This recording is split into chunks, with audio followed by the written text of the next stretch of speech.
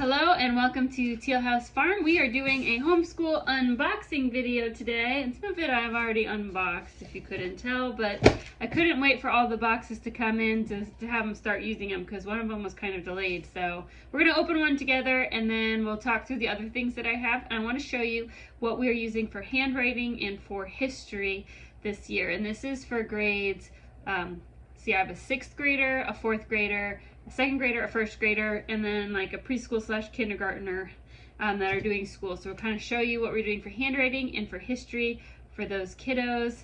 So let's just get into it and let's open our big box. For handwriting, last year and again this year, I am using the curriculum from The Good and the Beautiful. I really like their handwriting curriculum. It's very simple to use. The kids need very little help from me in order to use it well, which I like. And I like that it covers cursive starting in level 3. So if you want your children to learn both print and cursive, this is a really good curriculum. If you're wondering why are we ordering curriculum in the middle of the fall and not in July, it's because I stack my curriculum for certain subjects so that they don't all start in July. So we bought some stuff in July, and then their math books, they finished their old math books and needed new math books in August, and then they just finished their handwriting books, so we'll need new handwriting books in September, and then their science curriculum is going to end. They'll need new science in October, November. So by stacking when last year's things are used up, like it helps me diffuse the cost, if that makes sense. There's no reason your whole school curriculum has to go July to June. You can overlap. You can have science go October to October. Your kids are still actively learning. You don't have to follow the traditional school year when it comes to when your subjects move on to the next subject. So it's something that works really well for us. Obviously, when they get to high school, you have to follow more of a traditional school year because of how you have to count credits. But for now, for elementary and middle school, this type of overlapping helps to help with the cost of homeschooling a large family. I always like how The Good and the Beautiful packages their shipments. They're always really tightly packed with lots of fillers, so you don't have to worry about your books getting all bent up in transit. They always come nice and crisp. And plus, then you have the bubble wrap for next time you need to mail something. Lots of bubbles. Or you can let the kids pop them. Okay, so the first thing that we got here is actually not handwriting or history. The Good and the Beautiful, their math curriculum, it's all able to be downloaded and printed for free. It's a great curriculum. We really enjoyed it for our kids. But they do have some extras that you can buy if you want to. One is a math box. It's just got little tools like counting sticks, manipulatives, things like that. There's a different one for each grade level. I don't have the 1st grade math box yet, and so I needed it for this year. So now I basically have one for every year, and they can just be passed down from kid to kid, which is great. So I ordered that. Try not to dump everything on the floor. But now to the handwriting curriculum, which is what is right here. Couple things that I always like about Good and the Beautiful, for any of their smaller books, they're always spiral bound, which really helps the kids because they just lay flat to open. We have one child who only has functional use of one hand, and so books that come that are not spiral bound, that are your traditional bindings where you kind of have to hold the page down or weigh it down, are really annoying to her, and I understand because it's very difficult for her to hold the page down with the hand with less function. And so every time we can make things more accessible, like with a spiral binding so that the book just lays flat, it makes life easier for her, which is one of those little things that may not affect you, but it makes a big difference for us. So we have 4 levels of handwriting that we ordered, and we'll talk about why there's 4, not 5 in just a second. But the first, we have kindergarten for our pre-K to kindergartner. My 1st grader just finished hers, so she's going to be on to 1st grade. The pre-K one is smaller. It's a half-size sheet, and it really focuses on print letter formation. They do have one for preschoolers that my preschooler / kindergartner did last year. It's the same size, but instead of focusing on letters, it focuses on pre-writing shapes, tracing lines, making triangles, making squares, getting you ready for letter formation. But what we do, For the kindergarten, because these pages are smaller, we actually do 2 pages a day, sometimes 1, but typically 2, because they'll do them pretty quickly, and they can do them independently. Usually there's some letter writing, and then there's like a coloring activity, or like this one has a drawing activity, just something on the page that helps with fine motor skills but isn't necessarily letter writing. For the older kids, they get a larger book. So this is level 1. This is for the first grader. And level 1 is just a lot of review of print, letters, numbers, writing your name. And just like the kindergarten, it also has a separate activity, whether it's coloring, drawing, connect the dots, lots of things. And it's pretty simple to use. With these larger books, we just do 1 page a day, especially because the extra activity tends to be larger, a larger area to color or draw. It just takes them longer. 1 page a day, and we do it 3 to 4 times a week, and that gets us done in actually less than a year, but less than a year. Okay, for my older kids, they're actually not in the grade level numbers, and the reason for that is because we switched handwriting curriculum from one that did not introduce cursive, and I didn't want to just throw my older girls into one just because of the grade level number it said. I felt like that would have been really unfair. Like, I wanted them to have the building blocks for good cursive writing formation. So last year my 5th grader actually started in level 3, which is when they introduced cursive. So this year she is in level 4. And my 4th grader, who was in 3rd grade last year, actually did level 2 because I felt like even her print writing wasn't that awesome, and that's one of the reasons we switched to the good and the beautiful handwriting, because I felt like we were not doing a good job with foundational handwriting skills and we needed a better curriculum.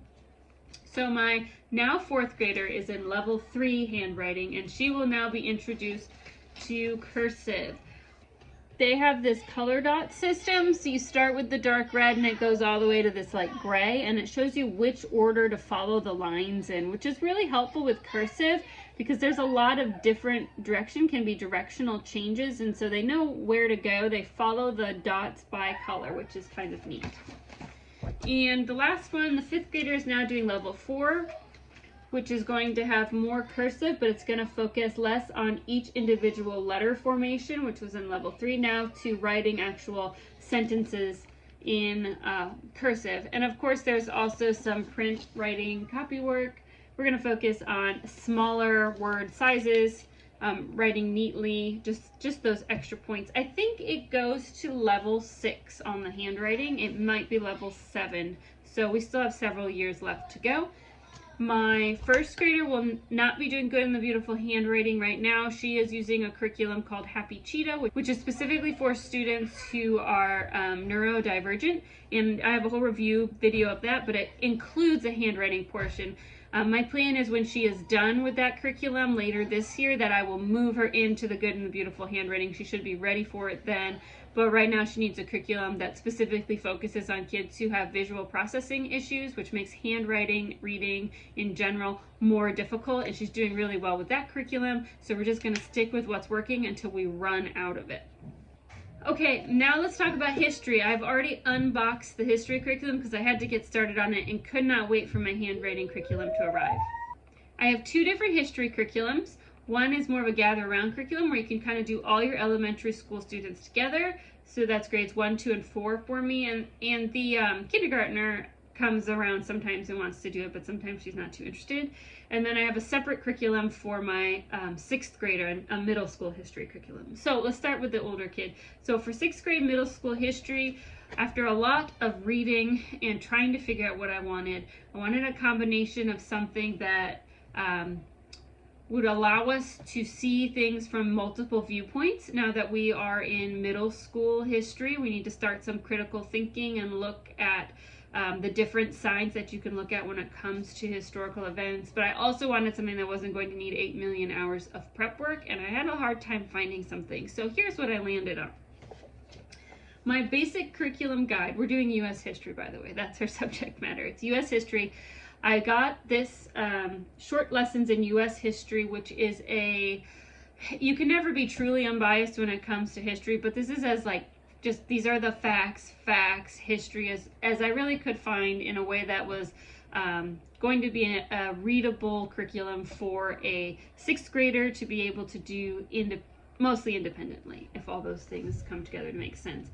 These are all short readings that come with little tests at the end, and it starts back from the first European settlements or comings to America. So we're talking about the Vikings, and then followed by explorers, and it goes all the way through modern history, which I have to double check here. I think it's through 1990s. Yes, it goes to the late 1990s. So not as up to date as you could be, but really when it comes to learning about U.S. history, about as up to date as we're planning on going. I like that the lessons are very short. I like that each lesson comes with a little quiz at the end. So what I typically do is I take one of the lessons and I break it into 2 or 3 parts. So she just started this. We just got this. The first lesson is just about how to read a map, which is actually important. She did that. The next one is just on all the early explorers. And so I had her read the first few pages and do the first quiz.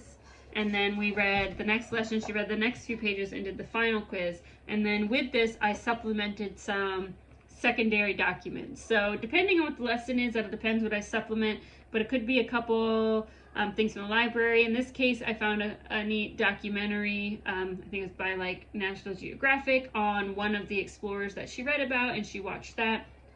So it does take a little prep work on my part.